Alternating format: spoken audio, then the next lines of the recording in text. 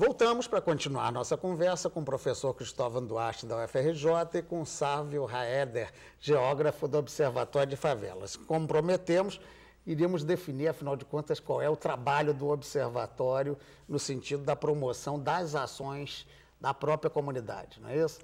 O Observatório de Favelas foi fundado há cerca de 7 anos por Jailson de Souza e Silva, junto com Jorge Barbosa, professores universitários com trajetórias também de origem popular. Esse, inclusive, é um dos aspectos de trabalho, esse é um dos temas de trabalho do Observatório. De que modo os jovens de origem popular, eles vão à universidade, fazem mestrado, fazem doutorado e regressam aos seus espaços populares de modo a pensá-los, de modo a estruturar ações que visem a melhoria desses espaços. O Observatório de Favelas, ele tem muito desse objetivo. Ele trabalha no campo da pesquisa e no campo do monitoramento e avaliação de políticas públicas. E se divide essas ações em 3 eixos: o da comunicação popular, o do direitos humanos e do desenvolvimento territorial. No campo da comunicação popular, a principal questão trabalhada pelo Observatório é a questão da representação. Tem-se hoje que um dos principais limites a uma intervenção adequada das políticas públicas nas favelas é a representação estereotipada.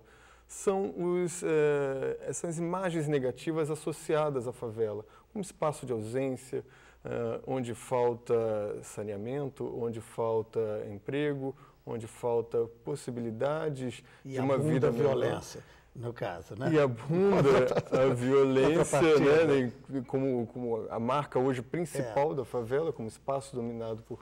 Como se só tivesse violência, né? Como se só tivesse violência. No eixo dos direitos humanos, o debate gira justamente em torno disso. Como você pensa políticas de segurança pública, como você pensa o respeito aos direitos do cidadão dentro da favela, em políticas públicas que sejam contempladas de maneira adequada para a favela.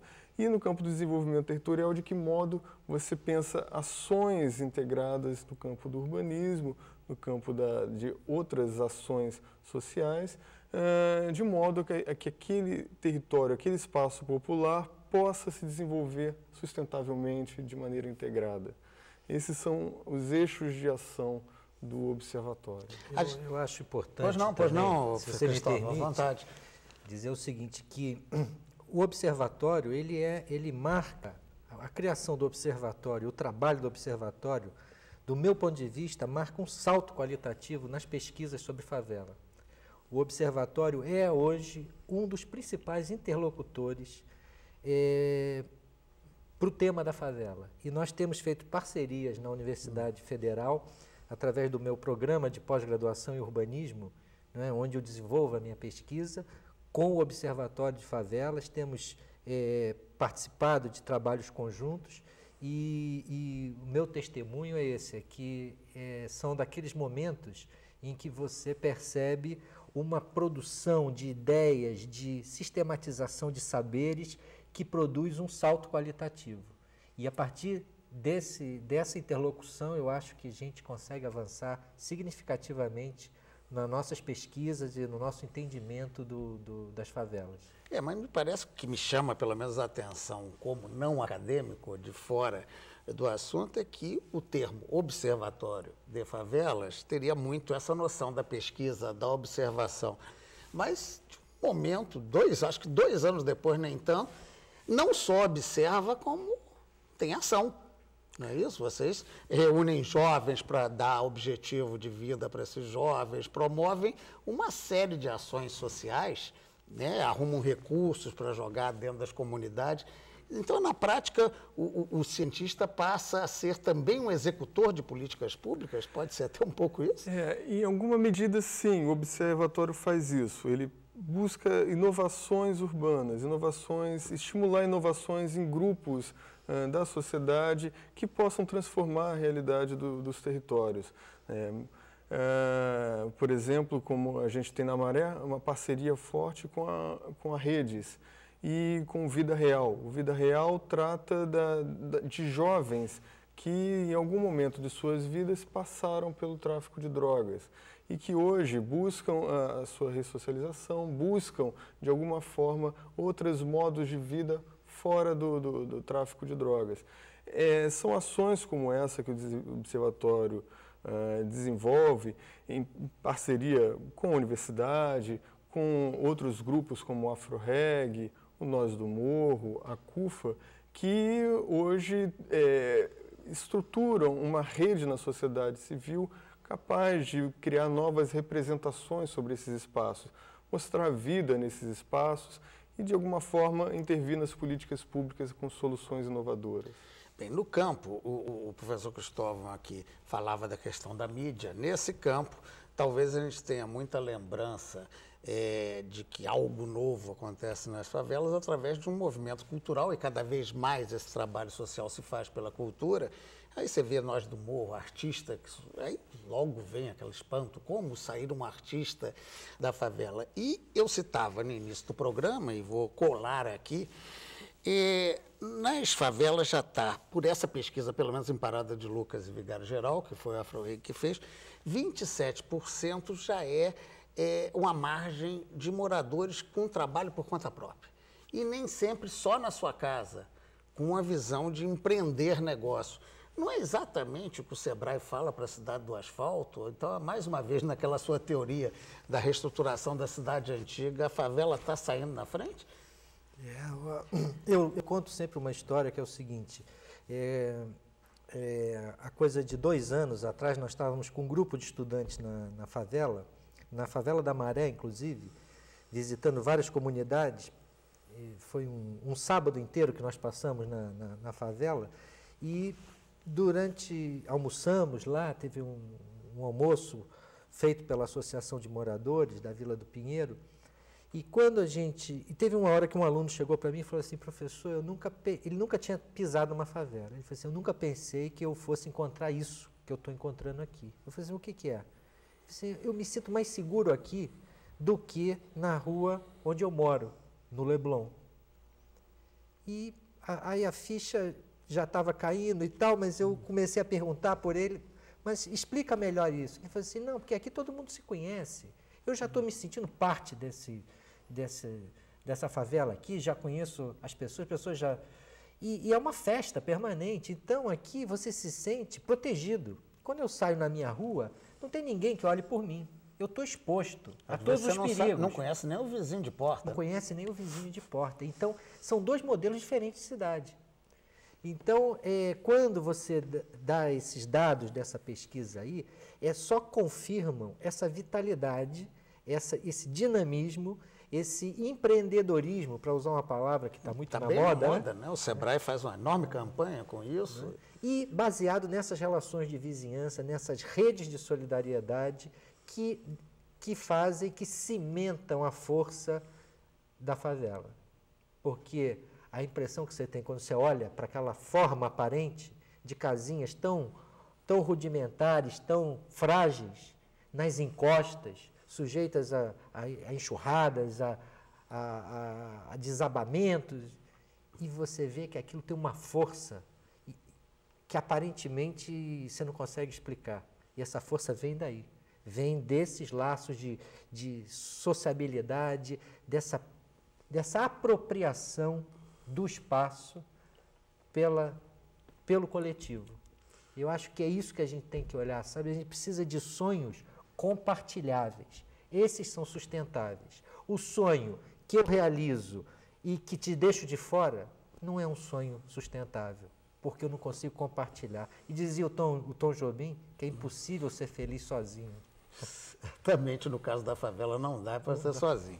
Bem, um aspecto a partir dessa sua observação, e eu retomo um pouco, Sávio, o que a gente tinha falado sobre solidariedade e individualismo, de certa maneira a gente vai partir daquele princípio. Bem, o empreendedor é, em princípio, um ser de empreendimento solitário, né? Ele é o seu negócio. Como é que existe dentro das favelas essa relação hoje de solidariedade versus esse individualismo tão criticado, né, do asfalto, digamos assim?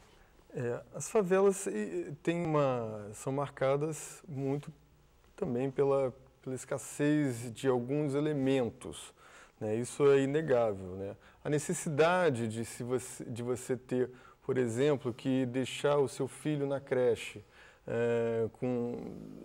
com outra pessoa, numa creche, mas você não tem o recurso para colocá-lo numa creche, faz com que, por exemplo, se desenvolva estratégias do tipo, uma mãe vai cuidar do seu filho para você, né, para você poder ir trabalhar. São estratégias de solidariedade, são estratégias que, dentro da escassez, dentro da necessidade, são desenvolvidas.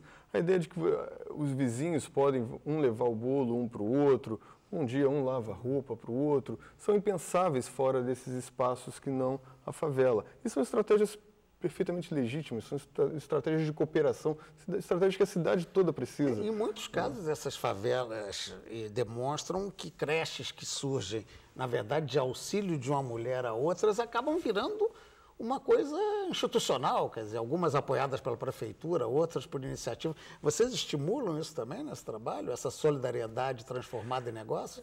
O papel do observatório é mais revelar essas estratégias, né? De que modo essas solidariedades, de que modo os grupos se organizam, de que modo essas inovações, essas coisas belas e produtivas que a favela oferece, podem mostrar à cidade que há esperança, né?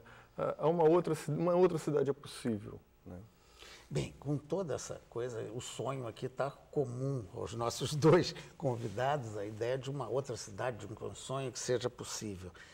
A realidade mostra que, e também, mais uma vez, citando pesquisa, eu estou entrando na linha aqui dos pesquisadores, em grandes casos, né, nesse trabalho dos negócios, né, as pessoas não têm assim uma possibilidade muito grande de receitas semelhantes à do asfalto.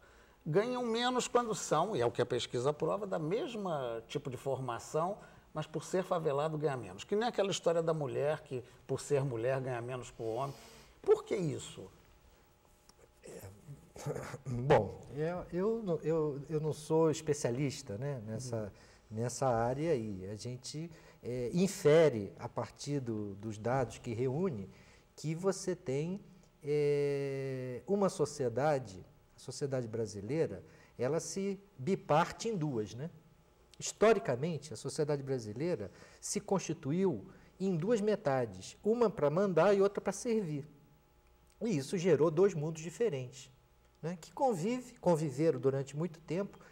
Se você pegar as gravuras do Debré do século XIX e olhar as ruas do Rio, estão cheias de pobres, de ricos, escravos, brancos, senhores. As classes sociais diferentes ainda conviviam no mesmo espaço, juntas, né? O que não significa que tinha menos opressão, né? Não tem nada mais odioso que a escravidão que prevaleceu no Brasil por tantos anos. Fim da escravidão, coincidentemente, começa um processo de separação no espaço entre pobres e ricos. Essa classe que nasceu para mandar e a outra que nasceu para servir, né, como reproduzindo o esquema dual do feudalismo, né, você tem a separação do território. Você tem os que não são convidados para o banquete, e que só podem chegar se estiverem vestidos de copeira, de empregada doméstica, de motorista, né? Se tiverem dentro seguindo um script pré-definido, aí podem conviver ali, mas sabendo qual é o seu lugar. E as favelas cresceram à margem disso, né? Foram a resposta dos pobres para essa exclusão. E eles construíram outro mundo. Eu gosto de lembrar que, no início, eles subiram os morros, porque isso é importante também dizer, né, que eles não surgiram no morro, porque o preconceito chega a um ponto de achar que, de repente, um dia amanheceu e apareceu uma favela lá em cima. Eles subiram para lá, subiram carregando os restos dessa sociedade que os excluía, né? As primeiras favelas eram feitas com material de demolição, com telha de zinco furada. né, com restos inservíveis, com lixo da sociedade industrial, eles construíram os primeiros barracos, né, aquela do teto de estrela, o teto de zinco, o chão de estrelas que projetava. Hoje a gente chama esse procedimento de ecologicamente correto, né? Reciclagem e tal.